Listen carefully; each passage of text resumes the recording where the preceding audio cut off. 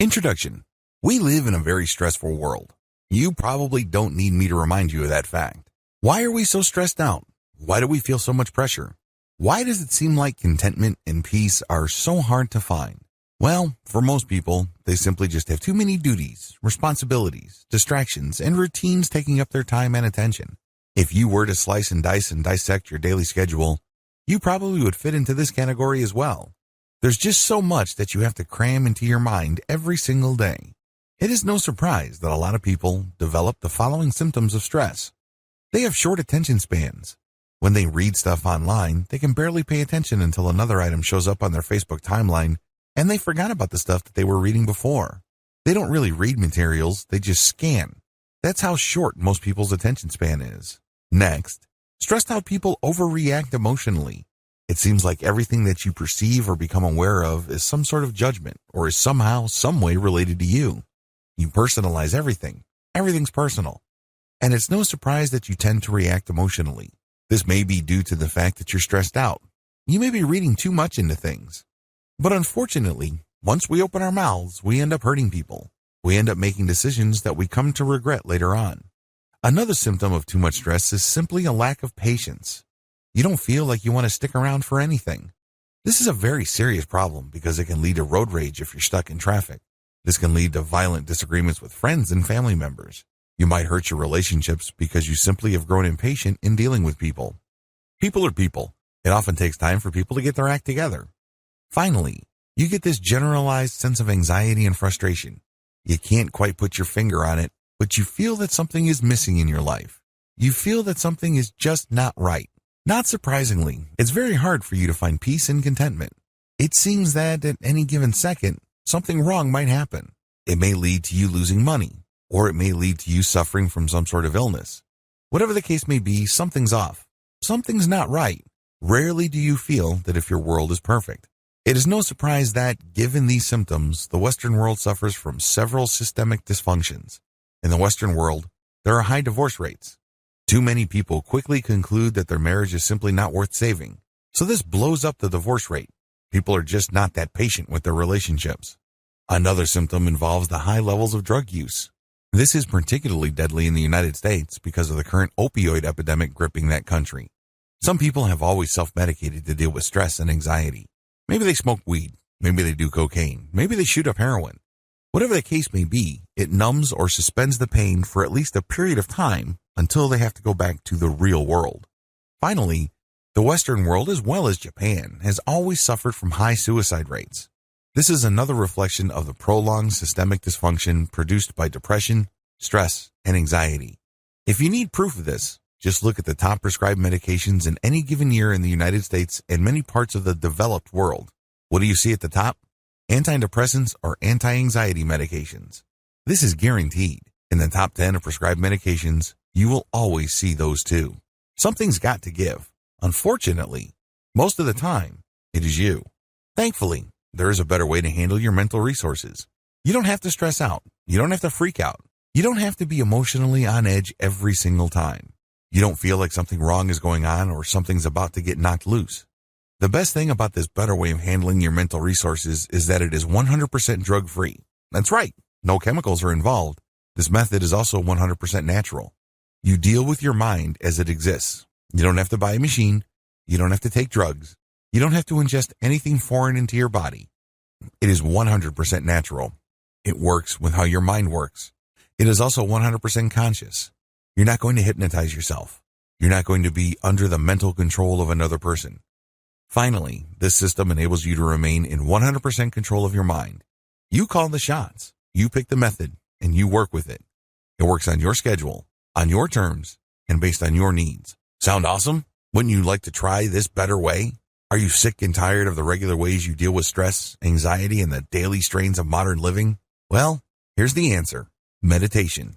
This training teaches you the ins and outs of practical meditation so you can come up with a solution that works best about meditation for you that might be turning you off. Near the end of the introduction to this training, you might be a little bit skeptical. You probably have heard of meditation before. However, you might not have been excited at first. I really can't blame you because a lot of people have certain preconceptions regarding meditation.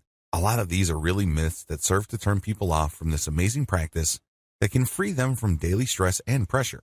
Part of the reason for this is because of the religious or spiritual baggage of meditation. After all, meditation was pioneered in the East in the specific context of Buddhism and Hinduism. This cuts against the grain with most people from the West.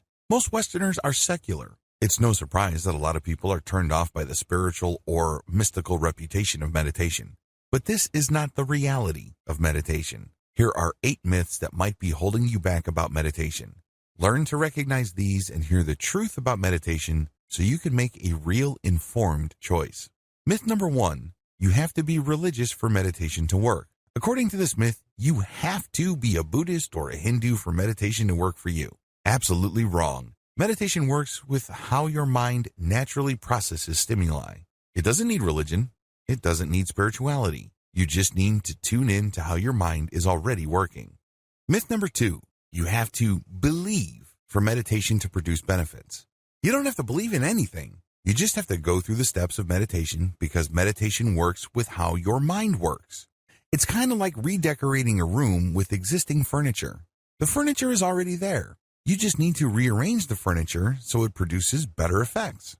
You're not imagining stuff for the process to work. You're not forcing yourself to change what you believe in for meditation to produce results. Myth number 3, you are fully unconscious when meditating. This is an absolute lie. A lot of people are under the impression that meditation is really like some variation of sleep and you're hypnotizing yourself or entering some sort of altered reality. No, this is not true. Real, practical meditation is actually the precise opposite. You remain fully conscious. However, you train your consciousness to purify its focus. It leads to a very empowering feeling because you start becoming more mentally disciplined. This is the complete opposite of just simply being unconscious. Myth number 4, you will fall under the influence of others easily when meditating. When you meditate, you are calling the shots because your focus is super filtered.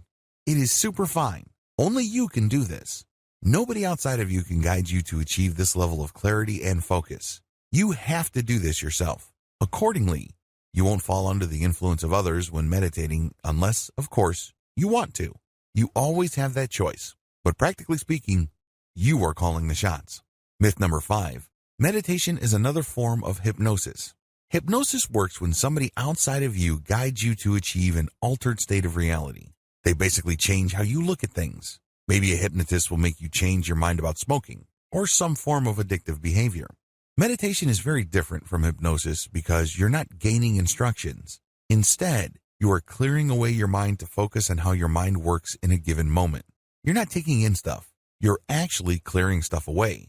So there's nothing to get hypnotized about. What you have is pure focus. Myth number 6, it takes a lot of effort to meditate properly. Your mind is actually very powerful. To use machinery analogy, your mind already has gears that turn, and these are very powerful gears. You have to understand that you navigate reality with your mind. It's how your body exists in reality. You perceive reality through your mind. When you meditate, you tap into that machinery and you purify it. In other words, the energy is already there. You don't have to exert new effort.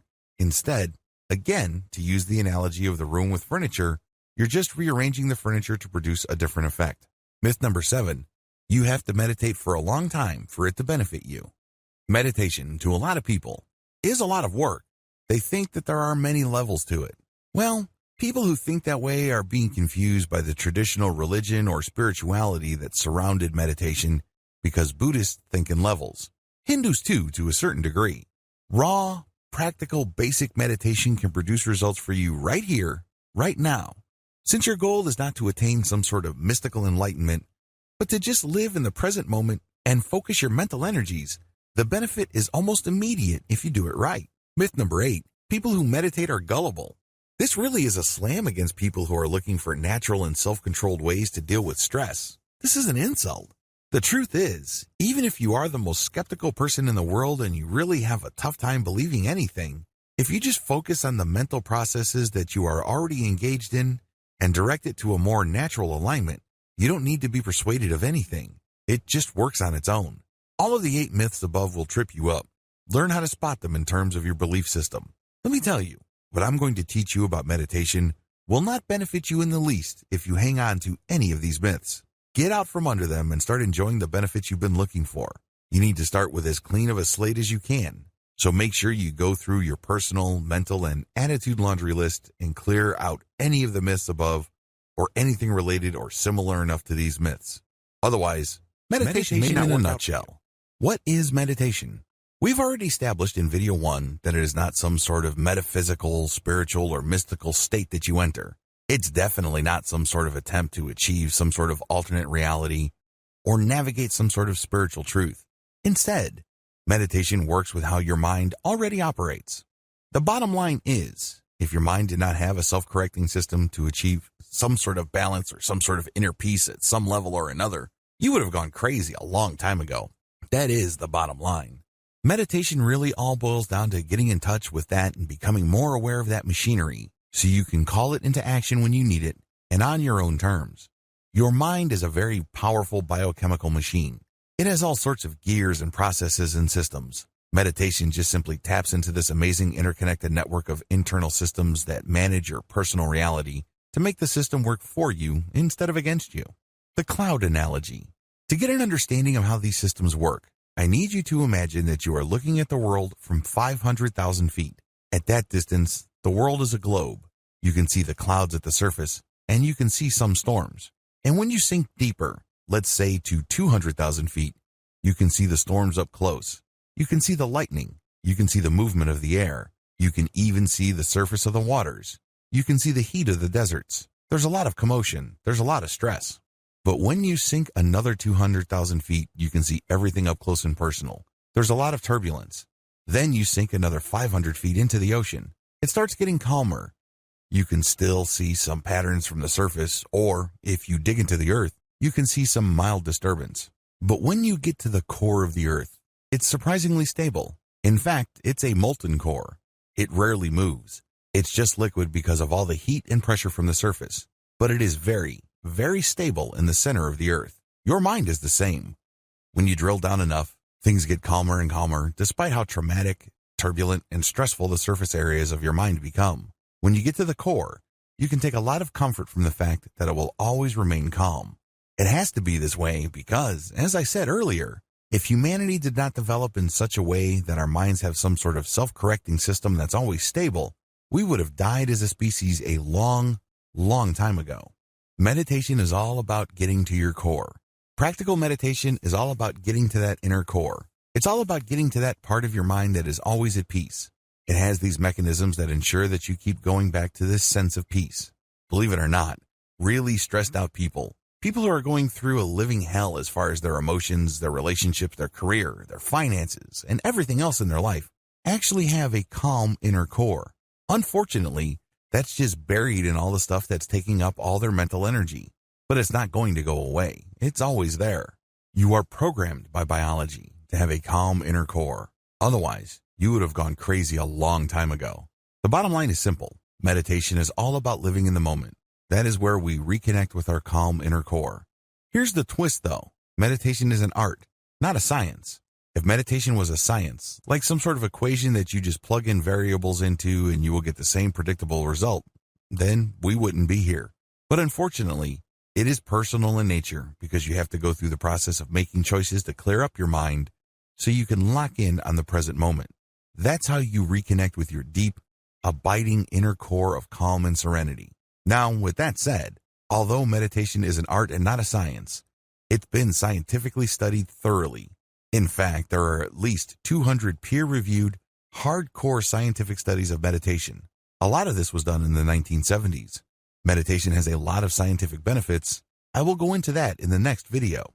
But don't think that what I'm going to be teaching you is some sort of an experimental or completely new method. No, its effects have been known for quite some time. In fact, in many parts of the world, it's been practiced for at least benefits of meditation.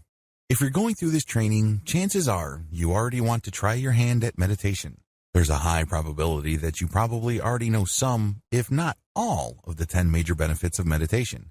Just to be sure, if you're still in any way, shape, or form on the fence regarding this practical and all-natural way to relax, here are just the 10 major benefits of meditation. Please note that the actual list of meditation's benefits is quite long. These are just the most commonly reported benefits. Benefit number 1, it slows down your mind. Part of the reason why people are so stressed out is because they have 1,000 things on their mind. They're just so focused on so many things at the same time that they spread themselves too thin. They're not very patient. They don't have much focus, and it's very easy for them to drop the ball. It's very easy for them to spend day after day thinking that they really haven't done much with their time or the opportunities presented to them. By learning how to meditate on a practical basis, you slow down your mind. You're able to focus and appreciate one thing at a time. This is not a step back. In fact, this is a great way of reclaiming your ability to focus and control the many different areas of your life. Benefit number 2, it relaxes your mind. Focus is one thing, relaxation is another. Please understand that these are two totally different things. You can be focused on something that really stresses you out and take care of the problem. However, once the issue is done, you may still be tightly wound up. You may still be stressed.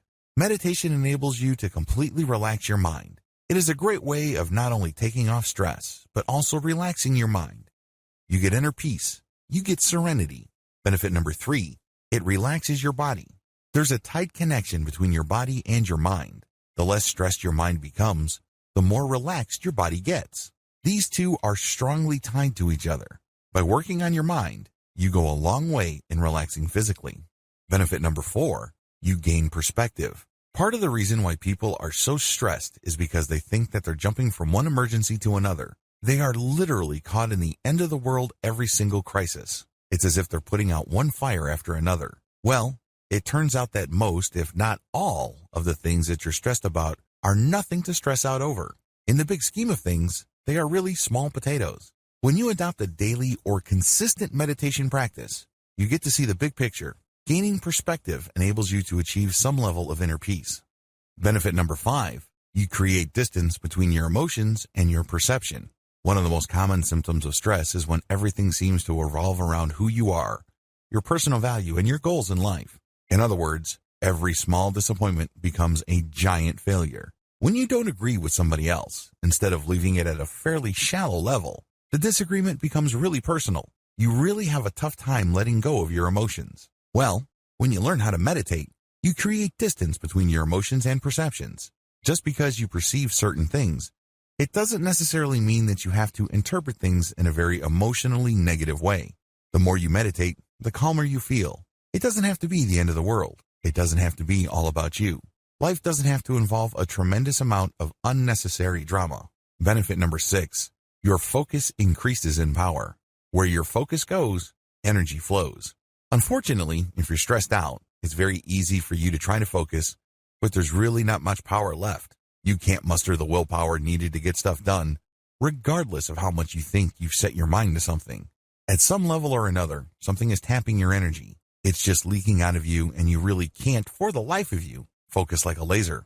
When you learn how to meditate and control your mental processes, your focus grows in strength. You are able to target specific tasks with your willpower. When you do this, you become a more effective and productive person. Benefit number 7, your focus increases in clarity. Just as focus involves willpower, focus also involves clarity. Things start to make sense. Things fall into place. Unfortunately, if you're under a lot of pressure, it's easy to suffer from brain fog. Everything looks the same, everything is fuzzy, and it's hard for you to tell which is which. You don't even know what your priority should be or not. It is no surprise that regardless of how much focus stressed out people try to put on certain tasks, they can't get anything done. It's as if they try to impose their willpower to do certain things, but it turns out that they're doing the wrong things at the wrong time to produce the wrong results. They end up chasing their tails. When you meditate, your focus not only grows in strength, but it also grows in clarity. You start using your values as your filter as to what to focus on. This can have a tremendously positive result on your productivity as well as your sense that you are able to make things happen in your life. Benefit number 8, it lowers your blood pressure. In research study after research study, scientists have discovered that consistent meditative practice actually lowers blood pressure. This is a big deal because there is a cardiovascular disease epidemic in the United States and other developed nations. As people live more and more sedentary lives, heart-related issues are killing more and more people. If you meditate, you tend to naturally lower your blood pressure, and this can possibly prolong your life.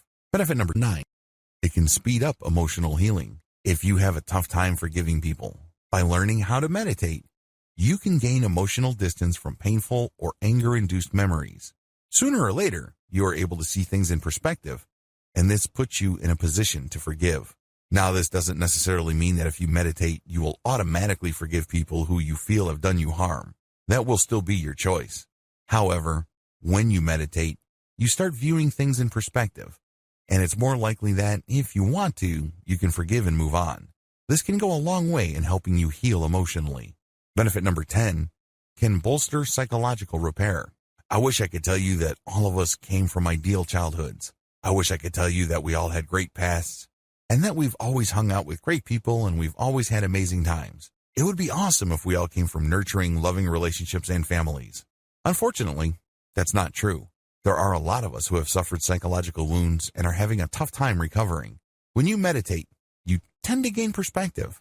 This enables you to put yourself in the position to start looking at the past as well as the present consequences of your past with a fresh set of eyes.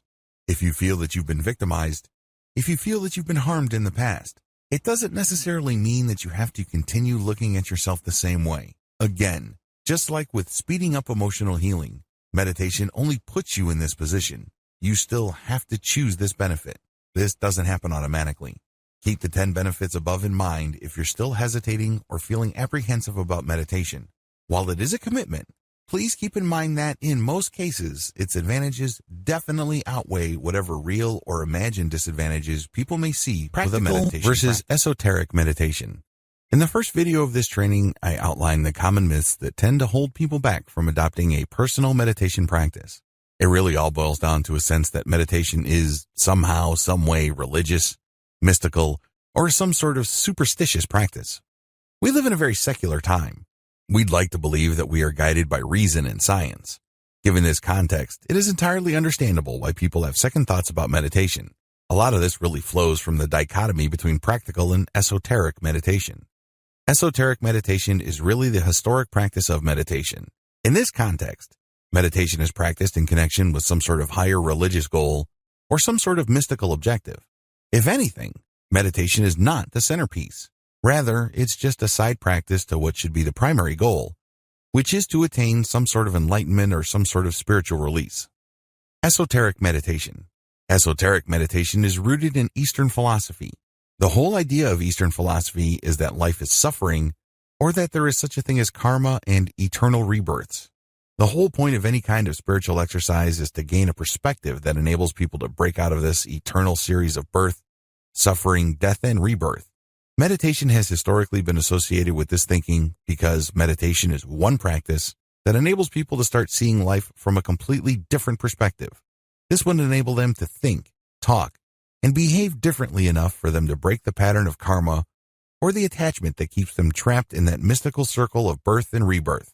As you can tell, this involves a tremendous amount of religious and spiritual concepts. There is chanting. People who practice meditation in this context say Om, Om, or they use some sort of spiritual mantra. They also engage in yoga and other physical exercises that have spiritual connotations. Practical meditation. Practical meditation simply strips away all the esoteric, religious, spiritual, and mystical layers of meditation. Instead, it looks at the meditative practice based on the core mental processes that enable people to self-repair to such an extent that they do not go crazy. In other words, instead of dwelling on the surface differences, practical meditation goes to the structural components of the meditative act itself and strips away anything that is unnecessary. It also focuses on one non-religious, non-spiritual, or non-mystical goal, which is to achieve focus in the present moment. We're not even talking about peace. We're not even talking about some sort of inner serenity, harmony, and what have you. Although those emotional states and experiences can and do happen, practical and fully secular meditation is all about achieving some sense of mental clarity in the here and now. There's no past to worry about and no future to obsess over. The bottom line with practical meditation basically strips away all that is extra or historic and cultural about meditation. It goes to the basics. The basics really boils down to learning how to focus on the present moment. Nothing before, nothing after. It's all about right here, right now. Using that, we get a tremendous amount of benefits, as outlined in quick stress relief. Starting with this video, I'm going to lay out the different purely secular methods of achieving a meditative state.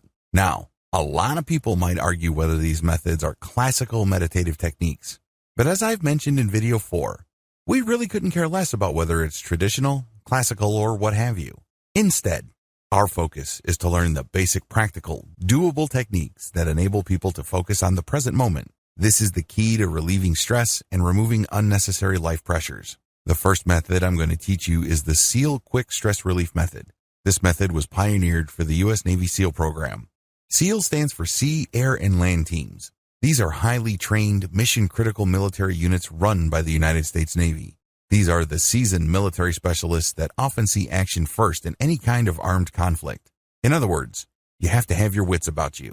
Usually, they get sent in to clear out an area. They plant bombs. They do sabotage. They do all sorts of highly stressful military work. It follows that the U.S. Navy invested a tremendous amount of money to enable these military specialists to achieve instant or almost instant peace of mind right before they do a task. Also, if they're in the middle of a firefight or they are in the middle of a very sticky situation that can be fatal, they get the U.S. Navy invested in this training to help them calm down and remain focused on the task at hand.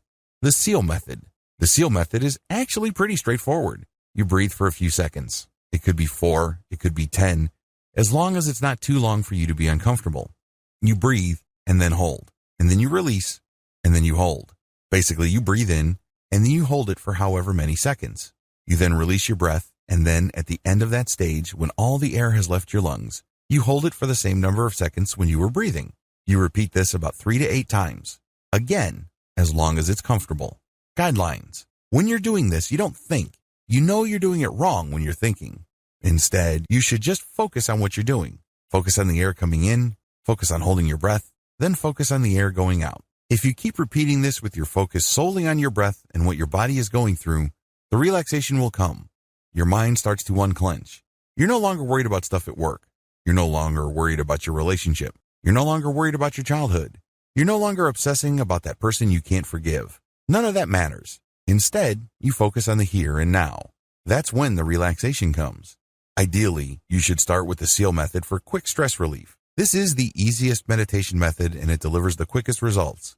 Once you learn to de-stress using this technique, you should then go deeper by adopting the methods described in the following videos of this training. With this method, you're just going to focus on your breath and nothing else. By doing this, you achieve a tremendous amount of relaxation. If you practice this long enough, you can achieve a very deep and abiding sense of inner peace. It's fairly straightforward. There are really no moving parts. It's not complicated at all. Preparations. First, you need to find the right spot. Generally speaking, you should do this in an area where you're not going to be disturbed. There should be no distractions in terms of what you can see, hear, smell, taste, touch. It should be a place that will only be available to you for around 10 to 15 minutes. It doesn't really take all that long, but you have to be in the right spot for a long enough period of time for this meditative technique to benefit you. Second, you're going to close your eyes. This is a technique that you cannot do with your eyes open. Remember, we're basically going to avoid any kind of distractions. These distractions can be seen, heard, smelled, tasted, and touched. No distractions. So you close your eyes and you just focus on one thing and one thing alone. Third, focus only on your breath. How are you going to focus on your breath? Well, you're not going to focus on it by feeling it or hearing it. Instead, you're going to watch it. In other words, you turn your mental camera to your breath. You imagine yourself seeing yourself breathe in and breathe out. The key here is to feel it with your body and see it in your mind's eye. Eventually, these two sensations will line up. So it diverts your attention from the stuff going through your mind as well as the stimuli that your body is picking up. Instead, everything is focused on your breath. Your conscious attention is focused solely on your breath. You breathe in slowly and you breathe out slowly. Everything is focused on the area of your body where the breath is coming in and going out. The key here is to not control your breath. The key is to not be self-conscious. Instead, you're just paying attention to this natural flow. When you feel that there's a strain in your lungs, you're doing it wrong. It means you're being self-conscious. It means that you're trying to force things. This should not be forced. It is actually effortless. You're just basically turning that mental camera that you have from obsessing about all these stresses or drama happening in your life to just focusing on your breath. That's all it will be focused on. And if you keep this up long enough, you will become very, very relaxed. It leads to a tremendous amount of inner peace. However, let me tell you, in the beginning, it's going to be quite difficult. You might even feel bored. You might even feel like you're wasting your time. It's because this is something new. Your mind is not used to thinking this way. After all, your mind has grown accustomed to thinking about 1,000 different things at once. It's used to using up a tremendous amount of energy. Now, you're using very little energy and you're focusing on only one thing. As you can imagine, that takes some getting used to. The good news is it's worth doing because the calm and relaxation that you get present will be priceless. Mindfulness. With this technique, you focus on what you see in front of you. In other words, you're going to be meditating or practicing mindfulness with eyes wide open. You're just working with your awareness. You're training your awareness on one thing and one thing alone. Steps to present sense mindfulness. The first step is to practice the breathing patterns that you learned in video 6. Focus on your breathing until you achieve a sense of relaxation. You do this with your eyes wide open. You can do this in a room with no other people, but there are objects in the room. You do this with your eyes open. Ideally, you shouldn't do this in any place where there are loud noises or music. Next, you're going to focus on an object in front of you. It can be a tree, a park bench. It can be a house. It doesn't really matter. What's important is that you put all your focus on that one item alone. The key is to look at that item. You're not out to enjoy it. You're not out to judge it. You're definitely not out to analyze it. Instead, you're just looking at it. The key here is to see clearly. You're going to basically be looking at all the details. It's not like you're searching for something. Instead, your job is just to take it all in. It is kind of like taking a very thorough, high-resolution snapshot of that item that you've chosen to look at. Next, once you have determined that you have seen all there is to see about the object, the next step is to pay attention to what that object would smell like, taste like, feel like in terms of texture, and what it would sound like. In other words, you sense it in 3 dimensions. You take it in with all your senses. This enables you to lose your focus on everything else. When you do this, your mind is being filled with the stimuli of that object and that object alone. You have no space left for stuff you have to worry about at the office. You have no mental resources left for that time when your best friend stabbed you in the back or did something that made you hold a grudge for a long time. All that stuff gets pushed out. Instead, you're just cramming all the sensory data that you are willfully taking in based on that object that you have chosen in front of you. This enables you to lose focus on everything else and focus on that thing in front of you. This enables you to reset how you normally focus on things in your life. The reason why you're so stressed out is because you're hanging on for dear life onto so many different things, and they layer on top of each other. And at the end of the day, all this willpower and this mental energy is just basically wasted because you're hanging on to so much stuff. When you practice this meditative technique, you push a reboot button for your mind and let go of all that stuff that you're clinging to. And instead, you just fill it with the stuff that you take in and that you flush out. Eventually, this leads to mental hygiene because you will develop the mental discipline to zero in on an issue or a set of data for however long it takes to produce. Let's say at work or in an argument or even dealing with a relationship. Watch your emotions like clouds. Once you have done the previous meditative practices, the next step is to meditate in such a way that you let go of emotional attachments. Let's get one thing clear. Part of the reason why we're all so stressed out and anxious is because our memories are not emotionally neutral. When we perceive certain things, we tend to react a certain way because we have been trained by past experiences to respond that way. What if I told you that in many cases, we respond in a very unproductive and downright negative way? We could be responding in more neutral or more positive ways, and our lives could be more productive. Instead of wasting a tremendous amount of emotional and mental resources feeling negative, angry, frustrated, guilty, upset, you name it, we can focus more on feeling appreciated as well as content. It's all a choice. But unfortunately, if we hang on to these past memories and we judge them in a predictably negative way, we lose sight of the fact that we can always choose our judgments. We feel that our negative analysis is just who we are. It's part of our identity. It's part of our personality. Well, it isn't. It's always a choice. With this technique, you gain some freedom from the emotional roller coaster ride that you feel just takes you to negative territory like clockwork. Here's how it works. Step number 1, count your breath. Go back to the earlier video where I taught you how to count your breath. Watch your breath. Count it. Focus on your breath. At a certain point, you will relax. You can use the SEAL method, or you can use the more intensive breath counting and watching method I discussed earlier. Whatever the case may be, keep doing it until you sense relaxation. Step number 2, close your eyes. Once you feel that you have reached a certain level of relaxation, close your eyes. Everything should go black. Allow yourself to relax even deeper. Allow yourself to slow your thoughts down. Just focus on the calmness of the darkness. There's nothing to prove here. You don't have to be somebody that you're not. You have nobody to impress. This is just you and your thoughts. It's just calm, pure darkness. No light, no color, nothing to get worked up about. Step number 3, focus on your thoughts. Once you have relaxed, pretend that you are in some sort of movie theater and you're sitting back and you're seeing scenes. These are your thoughts. When you assume that perspective, you would realize that you're thinking a lot. If you're a normal person, a lot of mental images flash through your mind. In fact, we go through so many mental images, oftentimes we're not aware of them all. So sit back and just see your thoughts play out. Step number 4, make sure not to judge or analyze your thoughts. Here's the thing that you will be doing differently. Most people have no problem seeing mental images flash through their mind. But the problem is, once that happens, they get all emotionally caught up. For example, you had an ex who cheated on you, stole from you, or otherwise did bad things to you. How do you think you would feel when you see something that reminds you of him or her? You probably don't feel all that good. Now with this technique, when the mental image or the picture or the likeness of your ex comes to your mind, your rule is that you let the image flash, but you will hold judgment. You're not going to analyze it.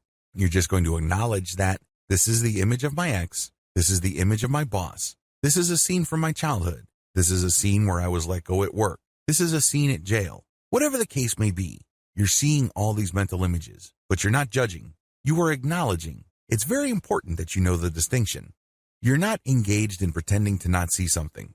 For example, if there was a fire in your childhood, you're not going to say, well, this was a happy moment in my childhood. No, this was a fire in my childhood. But this is going to be different from this is a very traumatizing childhood memory that basically destroyed my life because I lost both parents. Do you see the difference? There's no judgment here. You just say, this is a fire that happened when I was a child. It's stripped out of all emotional baggage. It's stripped out of all emotional trauma. Acknowledge and describe in a very objective, flat, and neutral way. This is not going to happen overnight.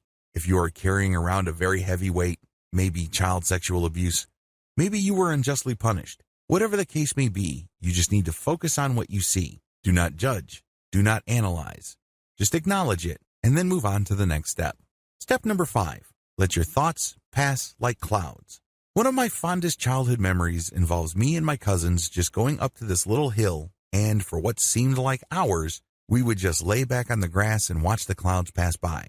My cousin would say, that's a bicycle. I would say, no, that looks more like a dog. There was, of course, no right or wrong answer. Everyone's entitled to their opinion. Every person's guess was as good as all others. It was a lot of fun because we were exercising our imaginations. We were, after all, just watching clouds pass by. There were countless clouds before them, and there will be countless clouds after them. They are here one moment and gone the next. I want you to do the same with your thoughts, but let them pass like clouds. Just like clouds, your thoughts just pass through. Let them pass. Don't deny them. Don't pretend they are something else. Don't argue with them. Don't bargain with yourself. Just observe the thought clouds honestly. In other words, when the mental image flashes, acknowledge it. For example, this is a fire that happened when I was 3 years old. This is an image of my parents about to leave for the United States when I was 3 years old. Whatever image you have from the past, strip it of all emotional judgment or analysis. Make sure you empty the mental image of any emotional content that might trip you up or set you off into an emotional analysis. Compare this. This is the fire that happened when I was 3 years old. 2. This is that devastating fire that made my family homeless for 3 years. My father was very angry during that fire, and he has not stopped being angry since. We lost it all. I was only 3 years old. See the difference? The first case involved just describing the facts, nothing more, nothing less. The other case includes a lot of analysis and commentary. These lead to you getting thrown off track. Learn to spot the difference. Recognize the point when you stopped objectively describing and started emotionally reacting. It doesn't make it any less real, mind you, but you're just acknowledging it because we're not engaged in self-delusion here. We're not trying to trick ourselves or hypnotize ourselves into thinking that these events, which ultimately are very traumatic and hurtful, did not happen. Instead, you're just acknowledging. And then the next step is what makes it really powerful. When you acknowledge, you then let it pass like a cloud. Just like a cloud, it's going to zoom over your head. It's going to linger slowly, depending on how strong the wind is. But you just let it pass. Eventually, it will pass. Step number 6, enjoy the emotional distance. When you repeat this over several weeks, you start noticing emotional distance. Mental images, memories, or what have you, that used to throw you off track no longer do. Maybe there was a memory that used to make you cry, like you were on autopilot. Now you don't do that. You just say, well, that happened to me when I was 4 years old and my housekeeper was in that memory. Then you let it pass. Well, that happened to be, and my boss said something and I was let go and I found another job. You let it pass. Well, that was my best friend and my ex-girlfriend. You let the memory pass. You do this over and over again, and the more successful you become at it, the greater the emotional distance. Eventually, all that stuff that used to drag you down and hold you back is left in the past. Meditation best practices. Meditation is like working out. When you work out, you put a lot of stress on your muscles. That's how they get bigger. That's how they get leaner. That's how they get stronger. The same applies to your mental muscles, because that's what meditation is. It's a mental workout. Physical muscles get soft if you don't challenge them or you don't put pressure on them. With meditation, you're going to challenge and put pressure on your mental muscles. Believe me, it is quite a workout to let a mental image just pass over your head like a cloud without judging it. For example, there was an episode of your childhood that used to burn you through your core because it was really humiliating. It was disgusting. Whatever it was, it takes effort to do that. But that's how you challenge your mental muscles. And the more pressure you put on it, the stronger it gets. Practice daily. The good news here is that you don't have to spend all day meditating. In fact, if you're doing that, you're overdoing it. That's probably going to do more harm than good. Instead, focus on spending no more than 15 minutes a day. With meditation, a little bit of consistency goes a long way. So focus on your meditative practice for no more than 15 minutes every day. 15 minutes is plenty. Associate your meditative state with certain stimuli. This is for advanced students. Usually, by this point, it will probably take months, if not years. But most people, if they're consistent, will reach this point. When you perceive any new stimuli, allow yourself to focus on your meditative state. You're basically linking the meditative state of peace, calm, inner serenity, and harmony with stimuli that normally upsets you. For example, if you work with an ex, it can be quite uncomfortable, awkward, and frustrating. This person broke your heart, this person cheated on you, or you're embarrassed because it didn't work out. Whatever the case may be, it's going to be very hard to handle that stimuli. After you've meditated and you've gained some emotional distance, allow yourself to look for that stimuli and link it with a meditative state. In other words, you are replacing the stress, discomfort, and embarrassment that you normally feel when you perceive that stimuli. Maybe it involves seeing the face of your ex or hearing his or her voice, whatever the case may be. Now, you're replacing it with a meditative state. The meditative state, of course, involves a sense of calm, being in control, clarity, peace, healing, restoration. So instead of that person's voice or image just stressing you out, upsetting you, now it calms you down. You say to yourself, I'm okay. There's nothing to get hung up about. I can deal with this situation, this person, these memories at a certain level, and I'll be okay. Sure, in the beginning this is going to be difficult because of your mental habits. When you were just starting out, the urge to go back to your old reactive patterns with its rush of negative emotions seems to be all but irresistible. This is the hardest part, but you can overcome. Choose to override this natural tendency, and it will get easier and easier to respond to life stimuli based on your highest values instead of your feelings or whatever is convenient or easy. The more opportunities you seek to practice your newfound power over your emotions, the stronger your mind becomes. It also makes the link between certain positive stimuli and positive emotions or positive mental states. Of course, none of this happens all at once.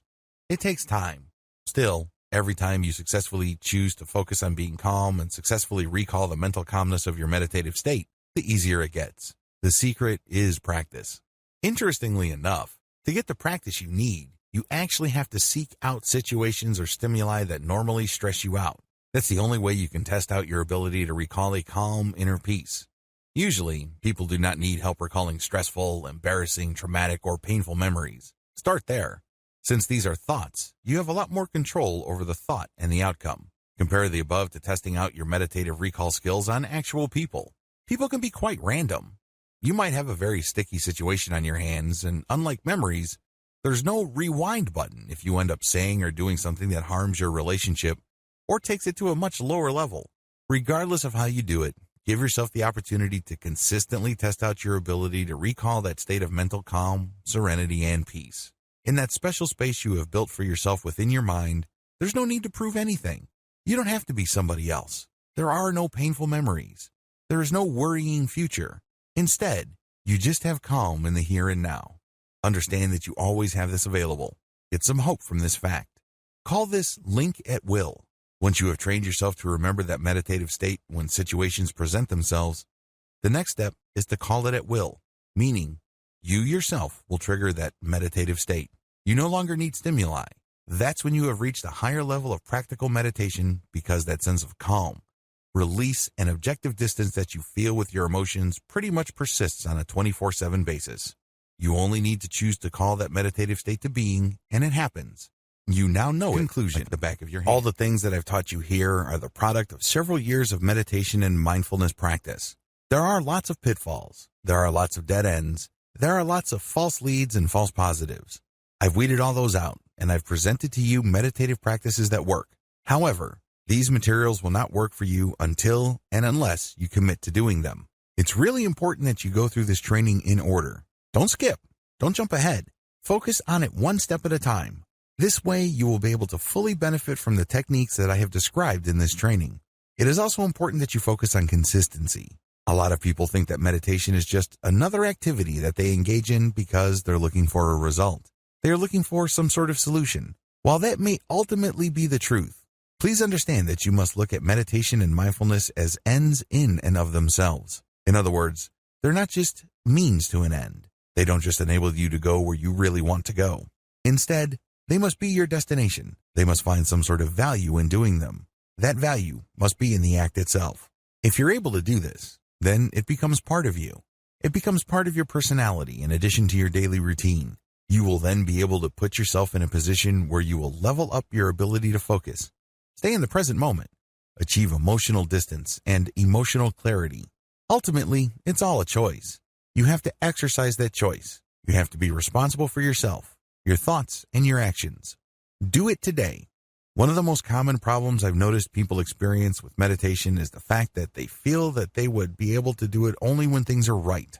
They feel that they have to feel a certain way. They think that certain conditions have to be present in their life for them to do this. What you're doing is you're just giving yourself excuses to not start. I'm telling you, if you don't even get yourself to start, you are failing. You're not dealing with your stress. You're not getting your life back. You're not setting things in order as far as your mental peace and tranquility are concerned. You're achieving nothing. You might be thinking that you're researching book after book about meditation, but what you're really doing is just giving yourself an excuse to not start. You have to understand that when it comes to any kind of profound personal change, our number one enemy is ourselves. The paradox of self-sabotage. I know it sounds kind of weird. You know how frustrated you are. You know that you feel that something is missing in your life. You know that you're not fully content. You understand that meditation can help you achieve some sort of balance. You understand that meditation can lead to a greater sense of inner peace. Why in the world would you want to get in the way of that? Why in the world would you want to sabotage that? Well, it's actually quite simple. We're all creatures of habit. We get accustomed to things. We grow attached to things. Once you do things a certain way and you think about things a certain way, you feel that you're stuck in that pattern. You feel that you're not capable of going outside of that pattern. I know it sounds weird, but you know that you're not really all that happy. But ultimately, at some level or another, most people would rather deal with the devil they know rather than roll the dice and take chances with something better. They know they're not happy. They know that things could be so much better, but they're afraid of trying something new. These are the issues that you have to confront with. They will crop up sooner rather than later. I share them with you and I shine a light on them at this point in the training so you can spot them a mile away. Understand that when you start bargaining with yourself about why you should not meditate at the appointed time, you're basically giving in to this. This is all too predictable.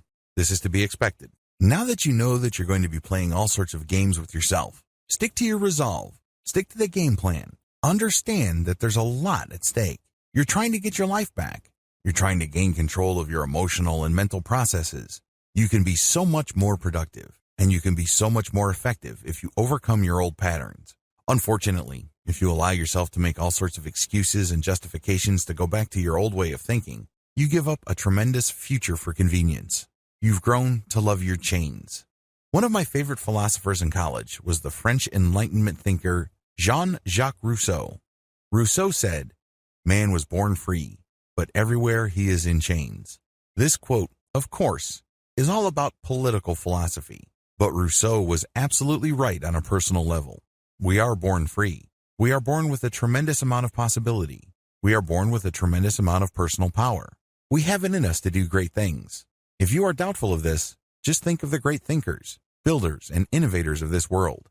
Think about people who managed to build vast fortunes even though they were born with nothing. People have potential. All of us do. If successful people can succeed, you can too. How do I know? Well, each choice you make is an exercise of power. You have all this unlimited potential in you, and it all flows from the fact that you have a choice.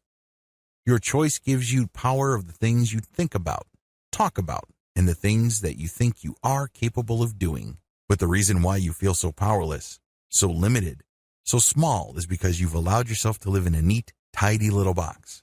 This box indicates what you can and cannot do. This box indicates what you are, what you're about, and what you are not. Nobody put you in that box. You chose to be in that box. You chose to live in a mental prison. It's as if everybody's walking around with this tremendous amount of personal potential, but they're looking at their chains. They're saying to themselves, I'm a victim. I'm wearing these chains. Little do they know that the key is in their hands. Understand what is at stake. You have no excuse. You only have choices. I wish you nothing but victory.